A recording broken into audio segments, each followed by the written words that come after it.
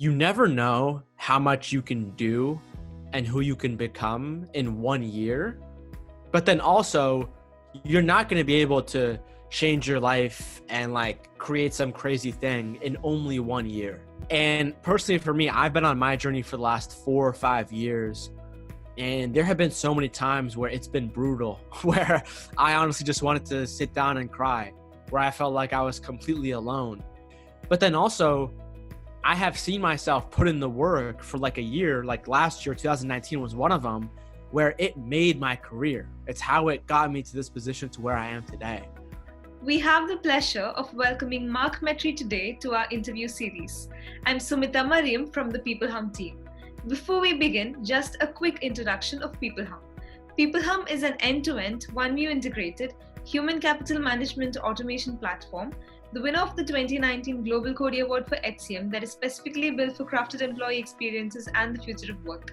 We run the peopleHum blog and video channel, which receives upwards of 200,000 visitors a year, and publish around 2 interviews with well-known names globally every month. And now for our guest, Mark Metry is the best-selling author of Screw Being Shy. He's a Forbes featured keynote speaker and Global Top 100 Humans podcast show host. He's an international TEDx keynote speaker at conferences, schools, and Fortune 500 companies. His life's work has been featured in Forbes, Influensive, Inc., Huffington Post, Fearless Motivation, and a lot more. We are extremely happy and honored to have him on our interview series today. Welcome, Mark. We are thrilled to have you. Thank you so much for having me. Super excited. That's awesome. So, Mark, moving on to the interview, and the first question I have for you. You've had quite a journey and a lot of transformation over the years. So we would like to know a little bit about it. And, we can't leave out the bit about your books, a little bit about Screw Being Shy. I live in the East Coast of the United States, and my parents came to this country from Egypt a couple years before I was born. And they kind of came here, and they came to America with $200 in their pocket. They didn't know how to speak English. And so I remember growing up in America, early years was very sort of humble beginnings. And by the time I was about 10 years old, I began to develop social anxiety because we had mostly lived in a more dense inner city at the beginning part of our lives. But as my parents got better jobs, we moved out and we moved to a small town. And we moved to a small town that had 5,000 people. And the really interesting part about this town was that there was no racial diversity. So everybody there was white except for me. And so also at this time in America, this was post 9/11, where if you were Middle Eastern or anything like that, people would call you a terrorist. And so I definitely experienced a lot of racism, a lot of abuse, physical, mental, and that just kind of made me just fall into a socially anxious state of mind for a long period of my life. And during that time, though, I was still starting businesses. I was on the internet. I was making websites. I was doing a lot of different things. And so the really interesting part about that is when I was about 18, I went on this journey to basically restart my life. And when I was 18, I was obese. I was over 200 pounds. I was depressed. I couldn't get out of bed. I was partying. I was drinking a lot of alcohol. At one point, I was socially isolating myself, and I was even suicidal for a period of time. And eventually, it was that version of me hitting rock bottom that eventually enabled me to just totally try to change my life and blow up my life from a mental, a physical, an emotional, and a spiritual health standpoint. And, that's what led me to starting the businesses that I run today. That's what led me starting my top 100 podcast, Humans 2.0. That's what's led me to be on an Amazon Prime documentary series called The Social Movement. That's what's led me advise startups to nonprofits. to just do a lot of cool things from writing my book, Screw Being Shy, which really just shows someone how if they realize that they are a shy person and they don't want to be shy anymore, this is the book for someone to read if they want to truly be their authentic selves in front of everyone. And so, yeah, that's a little bit about my story. Yeah, that's an amazing story. And as we are talking about screw being shy, I saw this one point that is, very relevant today, that is there in your book. So, how would you help the young generation of today to have a long-lasting motivation for their existence? Yeah, well, I think the first thing that is really important to understand is that I can't speak for every country on the planet because everywhere is different, but I mean, if you have been born in America or some other Western country, of course there are terrible areas. There are, just like in every country, there's good places, there's not so good places. And the reality is that a lot of us have just not really understood real human nature in the sense of like, for example, this virus of what's going on with COVID. I think that's really showing us how fragile human life can be and how fragile human society can be. And the reality is like, of course there are people out there who have certain issues. And I'm not trying to discount that, but I would say for a lot of people out there that live in developed Western countries, there are no real issues. Like that's just the reality. Like there are new issues, there are modern issues, like there are nuanced issues because of our society for sure.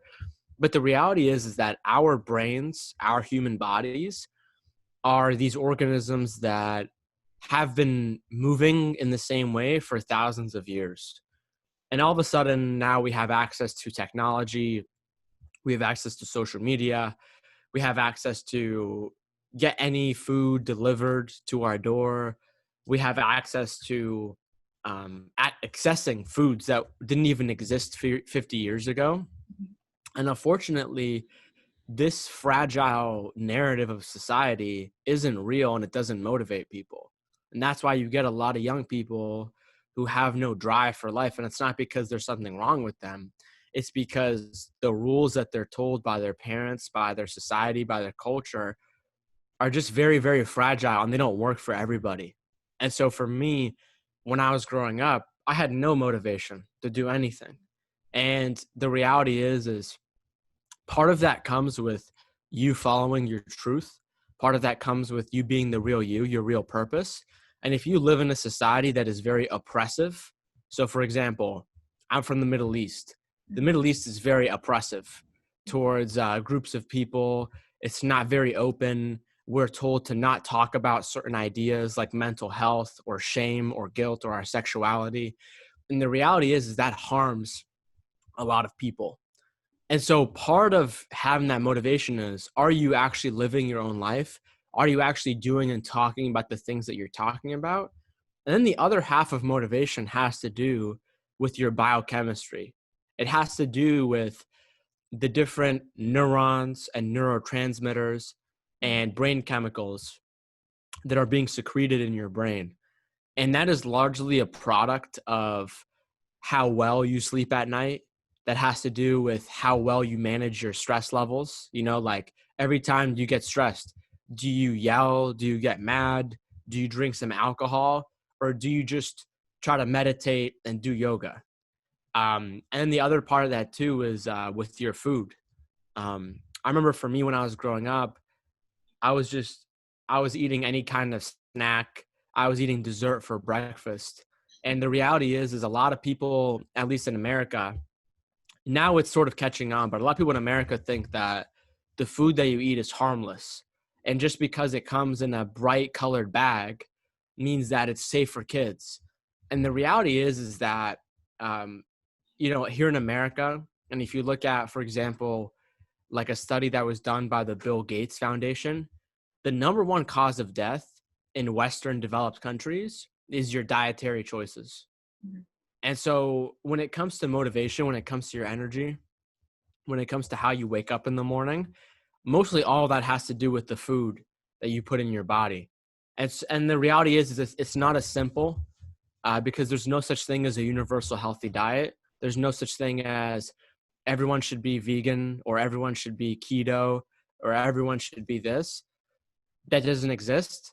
But one thing that we do know for certain is that if you eat artificial processed chemicals, foods that come in bags, junk food, that's not good for your brain, and that causes you to not have motivation.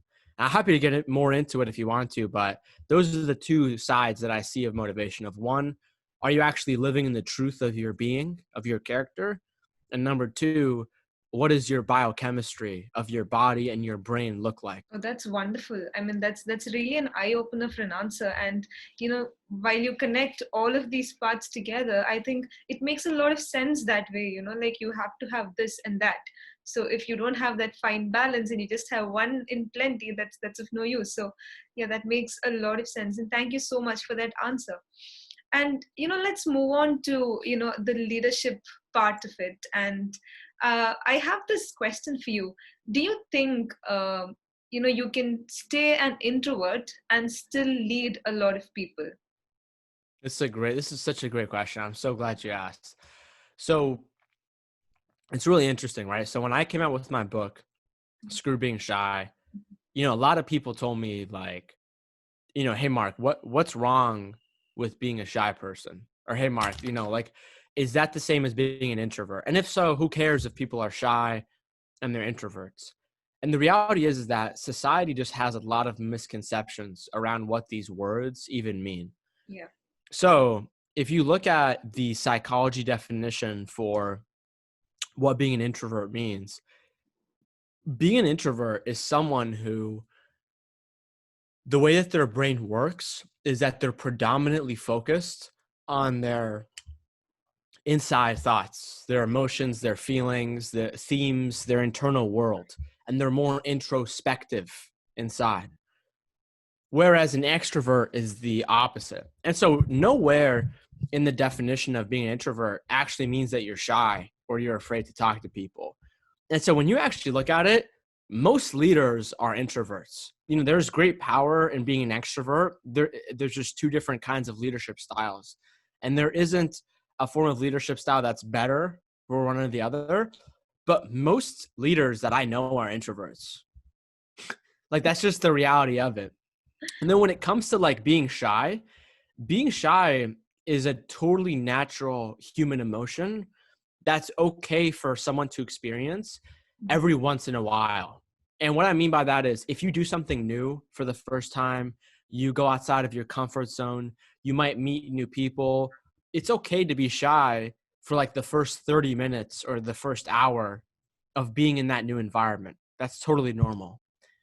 However, there are people who have social anxiety, which is basically you are shy all the time. And no matter what you do, you can't not be shy, even in front of like your friends and family.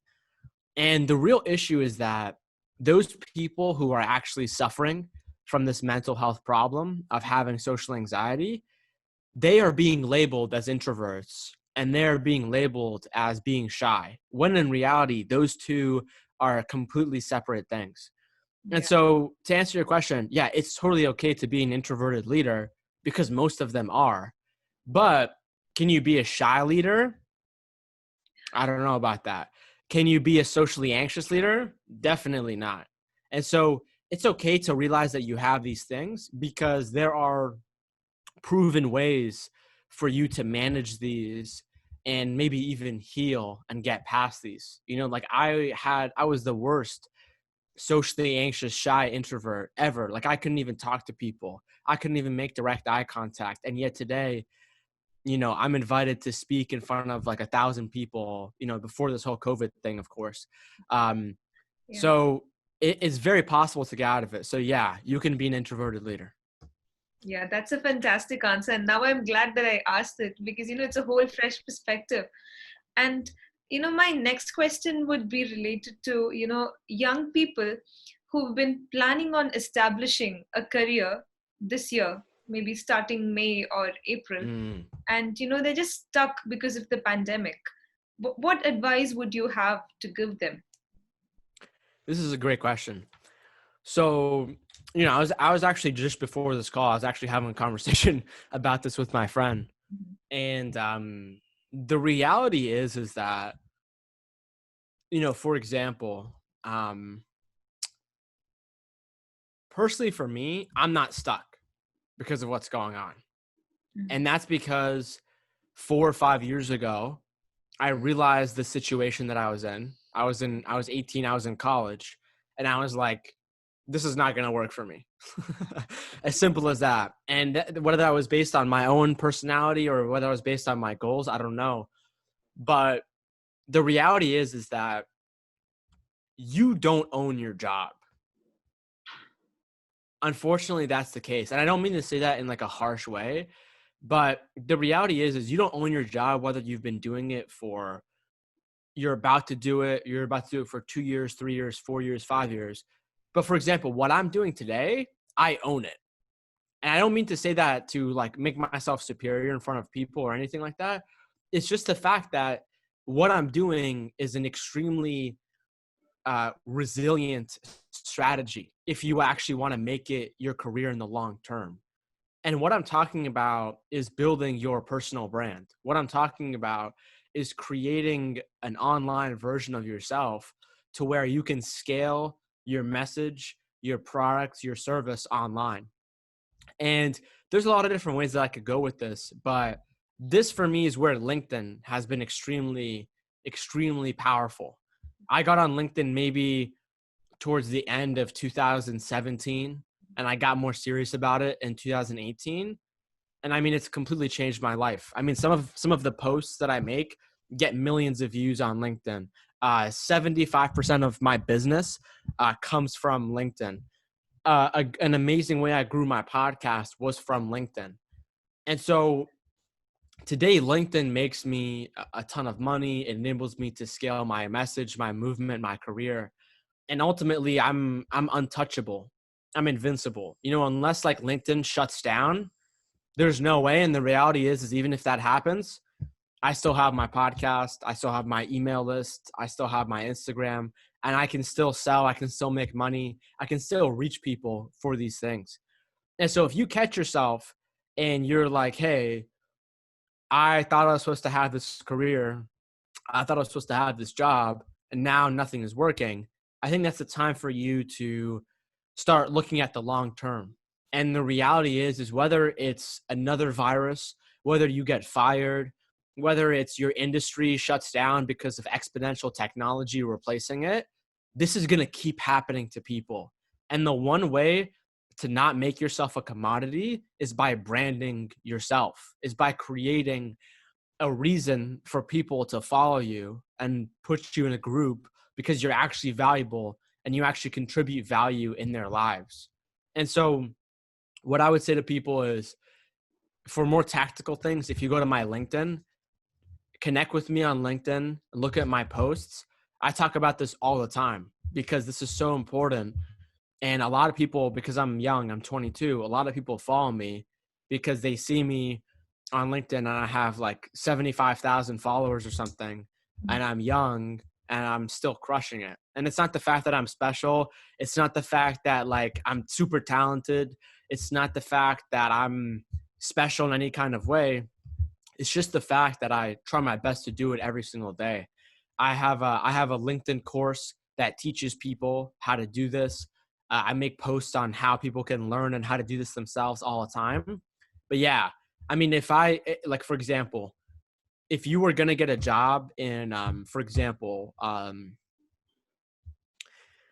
if you were getting a job at like, as like a software developer, for example, and all of a sudden you don't have a job anymore, or you don't get into that job because of what's happening, what I would start doing is I would start sharing like, what is the most valuable thing that I can talk about right now for people like me to look at and gain value from. So if I was a software developer, I would literally be like, hey guys, I know it's hard for us software developers. A lot of us have been laid off, or a lot of us don't really have jobs right now. Here are 3 ways that I'm finding ways to supplement my income as a software developer. Number 1, I've started to freelance on websites like Upwork and Fiverr. Number two is I've started to message different people here on LinkedIn, different recruiters in this industry. Number three, I've started to make my own business, and I'm starting to take on different side projects myself. You can make another post that says, hey guys, if you're a software developer, here are 19 companies that are still hiring for software developers: Amazon, Google, YouTube. And so eventually what you do is you become a person of so much value that people don't have a choice but to follow you. And then next time that you come out with some sort of a service or a product, if they're interested, then they buy that from you. You do that enough times, and now you have a real, viable, credible business that is not really dependent on any kind of other company or any kind of other job. And so that's what I would say. Build your personal brand, because the reality is when the future of work is going to play out the way it is in the next 10, 15, 20 years, there's going to be nothing but your brand left. That's that added perspective to the answer just changed the whole direction to it, and it's fantastic. I mean, I really love your answer for that. And let's change our focus to a whole different thing. And as we have a lot of remote workers for all, like for every single organization right now, we have the whole buzz about mental health and counseling of employees who are working from home and facing a lot of stress. So if you were to advise organizations on how to handle that situation, on how to keep your employees engaged as well as mentally healthy at the same time, what would you tell them? What I would say is that you need to understand the reality of being a human being, and you need to understand the reality of a human being working at home, in the sense of, like, right now, if you look at the world's best companies, generally speaking, they are starting to realize this, and they're starting to change the way that they do things, in the sense of, I have friends of mine that work at Google, and they tell me that there's no hours that you have to work. Like, you have to clock in at 9, and then from 12, and then from 1 to 5. No, it's literally like, just do your work, finish these things. Whether it takes you an hour, go for it. Whether it takes you 6 hours, go for it. I have other friends of mine that are working at companies where they're doing something. I forget what it's called, but like every Friday, there are no meetings, and every Friday they can do whatever they want. And so I think the reality is just understanding, like, that we're all going through a really interesting period of our lives right now. And I know that, like, I have friends of mine that are teachers at public schools, and they told everyone, and like they're doing the whole virtual learning on Zoom, and they told everyone that they're going to pass them no matter what. No one's failing. And so, I mean, there has to be a certain level of just understanding, because the reality is what we're going through is extremely hard. And of course, like, some of us are more fortunate than others, but what we're going through is a very traumatic experience that we're all going through, and we can make the best of that. And we have to have understanding, because the reality is that companies who screw people over, after this is over, they're going to be the ones that are screwed. Nobody's going to want to work for them anymore. Like, there was this whole gym chain in here in America, in New York City, called Equinox. And it's a very kind of high-end, kind of luxurious gym. And I had a friend of mine who was working there, and she worked with them from January until February. And so this was even before the whole COVID thing. And they were going to pay her in March. And then when this whole COVID thing happened, they sent out a letter saying, we're not going to pay anybody for the previous times. And so that clear right there, that gym is going to shut down. Their CEO is going to get fired. Like, something is going to happen as a result of that. And so I think the reality is the companies that don't prioritize this, people are going to remember 10, 15 years from now. And that is really how you create a long-lasting empire. That's how you create a legacy. That's how you create clients, employees that work and are dedicated and are loyal, And so that's one part of it. I'd say the other part of it too is having some sort of a scheduled programming for your employees. So, for example, I got hired by this company in Amsterdam that has like 9,000 employees, and they got me on like their virtual system. And basically, what they said to their employees was like, "Hey guys, today we have best-selling author Mark, and if you guys want to learn how to decrease your anxiety at home, come attend this session for an hour if you have space in between your work and in between your meetings." And so companies that are prioritizing these sort of extracurricular, they're spending the money to have programming for their employees, and their employees all like are doing something together that's not just work related. That is again how you foster connection, because the reality is like, I can't imagine what this quarantine was like if we didn't have the internet. Like if we couldn't talk to people and it was just us, oh my God, I'm pretty sure I would have lost it by now. And so the reality that the fact that we have this is it's so important for employers and companies to take advantage of it, and not just work related too. I feel like that's the other big thing too. If your employer just views you from the perspective and the mindset of like, this is just business is business, we just have to work together, this and that, you're not really creating a family, and I think that's a big part of it too. Like I talk to all my staff members that work for me every single day, and I talk to them about things that have nothing to do with work, because that's what's called being a human being is a part of. And just checking in on employees, even though this time is hard for everyone, from business owners to CEOs to managers, it's hard for all of us. But the reality is you checking up on your employees too, like you asking them how you can help them from a non-business perspective is best. And having those one-on-one conversations to understand, like, does someone want less work right now? Does someone want more work right now because they need the money? And so just realizing each individual person's needs is like that. You're going to have people who work for you who, let's say, the money for them is not really that big of an issue, and they would rather work less to spend more time with their family or on their side hustle. And there's going to be other people who would want to work more to make more money. And so really at the end of the day, you have to have these conversations with people, and you have to make them family. You have to care about them from a non-business perspective as well, because that is how you gain loyal employees and also clients too. And like at the end of the day, the people who work for you, that's who interact with your clients, and your clients can tell. And so it all is sort of this encompassing thing. And at the end of the day, it doesn't really have anything to do with like this silo definition that we talk about of like mental health. Like this is just a human being, how their brain and their mind functions. We all have brains and minds and mental health, and we have to have compassion for it, and we have to do it. Like for example, I know I'm not sure what the case is in India, but here in America, like you can walk outside, like you can go for walks. You just can't go anywhere basically inside unless it's like a grocery store or so on and so forth, at least in most dense areas like where I live. And so for me, in the afternoon, I go on a walk with my team, and I tell everyone to also go for a walk too.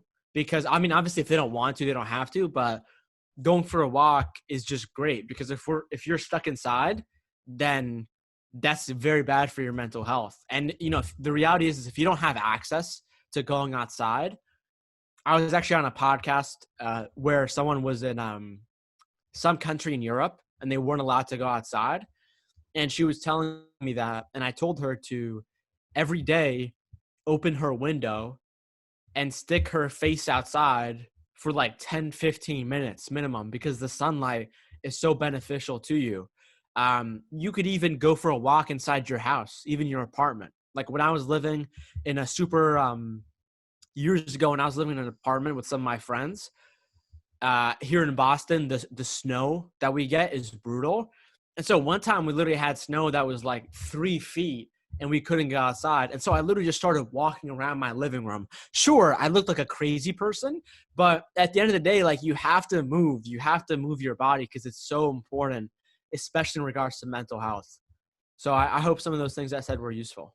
Yeah, that's definitely useful, and I think a lot of organizations are going to be answerable to a lot of other organizations after this is over, because they have to treat their employees right, and the use of Mm. technology is like absolutely vital, and it's helping us a lot for all of these things.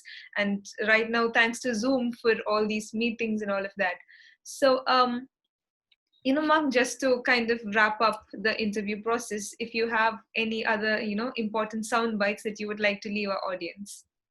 I think the main thing that I've learned, honestly, like last year, like 2019 was really a year where I kind of felt like I made it in the sense of like my level of success. And I had so many experiences with a lot of amazing people that it really made me to have this belief of you never know how much you can do and who you can become in 1 year. But then also, you're not going to be able to change your life and like create some crazy thing in only 1 year. Yeah. And so it's this paradox. And personally, for me, I've been on my journey for the last 4 or 5 years. And there have been so many times where it's been brutal, where I honestly just wanted to sit down and cry, where I felt like I was completely alone. And those were different mistakes, those were different failures, those were different ups and downs. But then also, I have seen myself put in the work for like a year, like last year, 2019 was one of them, where it made my career. It's how it got me to this position to where I am today. And so it's like this contrast that each person needs to have in mind of like, hey, if you're going to start something new, you need to have the patience of being able to realize you're not going to like make it in 1 year, but then also never underestimate how far you can go in a year. Because as the wheels churn, as you meet more people, eventually you will have years that will change who you are. You'll have months. Like, for example, I felt like like at the beginning of this year, January and February, I was like really working hard to get my book to launch that came out in March. And I put in so much work and I felt like I literally grew like 2 years in those 2 months. And so, and then now because of what's happening, it feels like it's some weird, some like weird experiment that like we're all in together. Nobody really has an idea of how long this is going to end and so on and so forth. And so, yeah, that's what I would say. So don't underestimate yourself, but then also have that patience and you got to focus on your mental health. I have a lot of people tell me that say, Mark, how do you work on your patience? I'm so impatient. I want this thing to happen. The way you do that is by working on your mental health. Mhm. And this is where like the last thing I'll say is like, this is where things like meditation can come into play. There's this Buddhist proverb that says, if you think meditating for 10 minutes is long, then you need to sit down and meditate for 30 minutes. And it's basically this idea of like, a lot of us high performers, a lot of us people who are very ambitious and motivated, we're always like, oh my God, we got to do this, we got to do that, we got to do this, and that. And the reality is that can be good, but too much of that can destroy your mental health. That's the reality of it. And so you have to have this balance of being patient. And the way you do that is by working on your mental health and other areas of your health. And as you do that, you will realize that you're still able to put in the work while also being patient. And so if you do that, everyone's journey is different, but 1, 2, 3, 4, 5 years down the road, you could be in a spot, whether that's in your personal life or in your professional life, that is completely different to what it is today. And you could look back on right now during this whole COVID era and be like, you know what? I was quarantined, but I freaking made something and I put one foot forward. And 5 years later, you're successful because of what you did versus a lot of people who are just trying to distract themselves and escape from life right now. And again, we have to have compassion. We're all going through a lot today. And so I know for myself, this definitely has not been the easiest time, but having these two kind of themes in mind, I think can really help someone out. Wow, that's wonderful. And Mike, talking to you has been fantastic because you have these notes for every single question, and that's really going to help a lot of our audience out there. It has totally been a learning and enriching experience for me. And I think, it is going to be for our audience too. And we are so happy that you came to our interview series and gave us a part of your time and a lot of your energy. Thank you so much. And you have a healthy and safe time ahead of you and have a great day. Yeah, of course. I mean, I have a podcast. I've done 500 episodes. I wrote a book, so it's very easy for me to talk about these things. So I appreciate it. This was a great interview. Thank you so much.